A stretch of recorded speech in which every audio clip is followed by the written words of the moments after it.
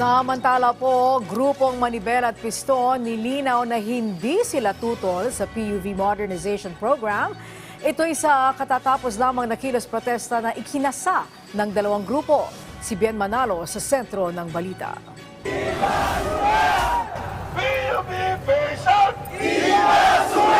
Inabot ng hanggang alas 2 ng madaling araw ang kilos protesta na ikinasa ng grupong Manibela at Piston laban sa PUV Modernization Program. Marami rin sa mga jeepney driver at operator na lumahok sa transport protest ang nagmula pa sa malalayong probinsya. Talagang nagbabalak talaga kung pumunta dito kahit sa sarili kong laban. Sana yung tungkol sa consolidation na yan, sana ma-extend naman kami. At sana rin may balik yung 5 taong prangkisa namin.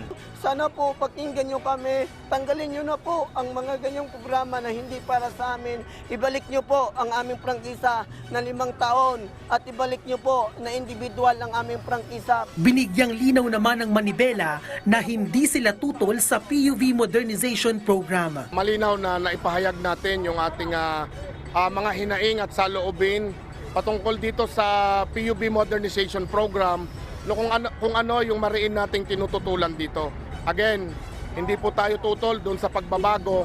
Meron lamang pong mga provision dito na talagang alam nating magpapahirap sa atin at yun ang aming tinututulan. Nanatili tayong kalmado para maipahayag natin yung ating hinaing. Mahirap na magkakasakitan ng puwersa ng gobyerno at ng taong bayan. Ayon sa Manila Police District, hindi na pinahintulutan pang makapasok sa Mindiola ang mga rallyista dahil wala umanong permit. Sa may Blumentritt Extension pa lang ay may mga nakabarikada ng mga pulis. Mahigpit din ang pagbabantay ng mga pulis sa paligid ng Welcome Rotonda para matiyak ang seguridad at kaayusan. 24/7.